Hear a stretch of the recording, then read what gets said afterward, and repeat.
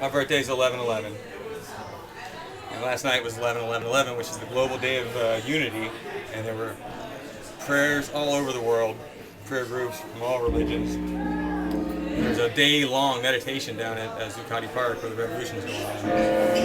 You know, they call it Occupy Wall Street, but that's just a group. There's a much bigger thing going on all over the world. And you guys probably know about it. I'm sure you read. Anyway, so 11/11/11 had been advertised as the day that we were going to occupy Central Park. And there was a group called Occupy Central Park, and there was a veterans group that was going to have some events. The veterans group had to end up changing. They couldn't get the right permits. Joan Baez played at Foley Square instead. And I went there and I got on the stage there after she was already gone, but there was still a big crowd. And I told them, tonight we take Central Park. I said, we're going to have a global prayer circle, and we're going to defy the New York City ordinance about the curfew there. And we're going to defend our rights to free speech and free assembly and freedom of religion and freedom of expression. And I got a really good response there. And me and Tyree and Marcel and my friend Roger from West Virginia came in. And my friend Jeff's son worked it on the internet, and we all promoted it, using online stuff. And we printed like 8,000 or 12,000 flyers and handed them out literally one by one. Like almost none of them got posted. Like they were all one by one, making contact with people. Me and Marcel and Chris and Roger and Sebastian, one of Sebastian's friends, and the people from the coaching crew down at OWS in Zuccotti Park. And we talked to thousands of people, most of them not just the people in the camp, but like the people, the traffic passing through, the fucking Manhattan people, And we got a great response, especially from like middle-aged black women, and your regular like hippie types, but also just the people there are kind of progressive. They're educated. Even if they're educated in like MBAs or whatever, they still understand like the First Amendment, and they understand the rule of law and like the need to protect the Constitution. And it's easy to prove it down there because you can walk around and you like see the Nazi type watchtower, see all the black boots, and see all these barricades that they put up for like 5 or 6 blocks around. And you can easily equate that to fascism taking rise in Germany, Italy, parts of South America, parts of Mexico, anywhere that we've seen fascism in the past 100 years. So I started a church called the Church of Public Prayer, and we sent out Facebook invites to come at 11:11 p.m. on 11/11/11 and meet at Central Park, and we'll go in there and we'll circle up and we'll do a prayer circle and until dawn or until the cops come and drag us away. And I was hoping we could because there was supposed to be a bunch of stuff going on during the daytime that didn't happen because the other group, I don't know, they changed their plans or something like that. But we took it on our own, and we went down there and announced it. I marched like 40 or 50 people through the subway with a police escort all the way down there, all the way up from Zuccotti to Central Park. I was paying for it out of my pocket.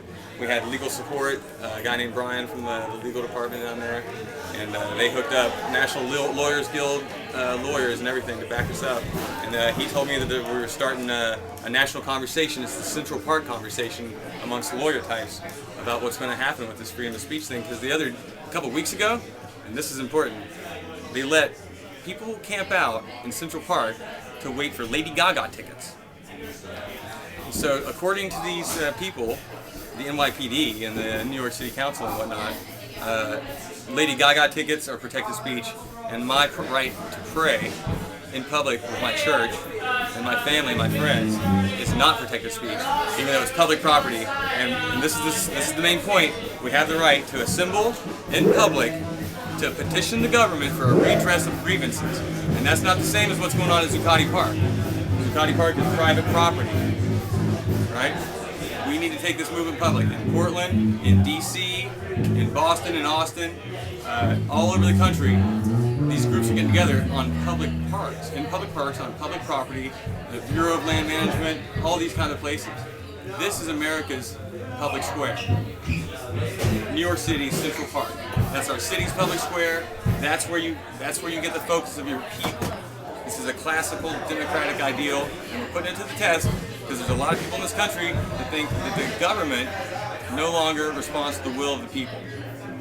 And I'm one of those people, and I'm here to make sure someone is looking out for the actual country, not the government and not the interests of multinationals, but the nation, my community, my people. I've been all over this country. You know, I love this country like very few people do, and so I know you guys do too, because you're here by choice. You change your life to come here. So I'm protecting what you thought you were coming to. Because a lot of people are born into it and they don't realize that what they've been told is not exactly accurate anymore. So I got arrested.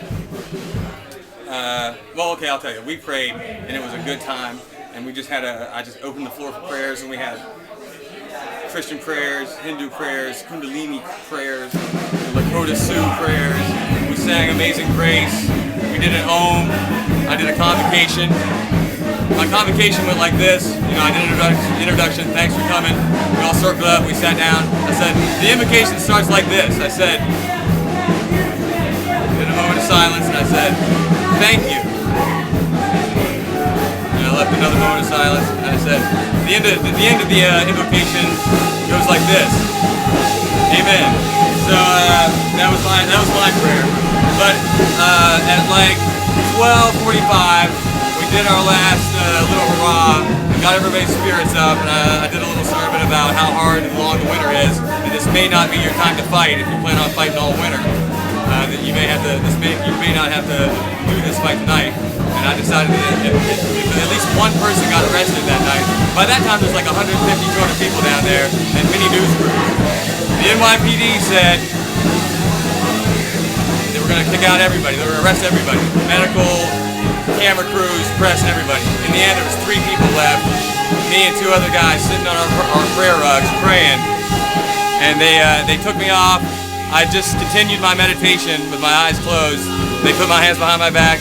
They weren't brutal or anything, but I went totally limp, and it took 4 of them to carry me and put me in the paddy wagon.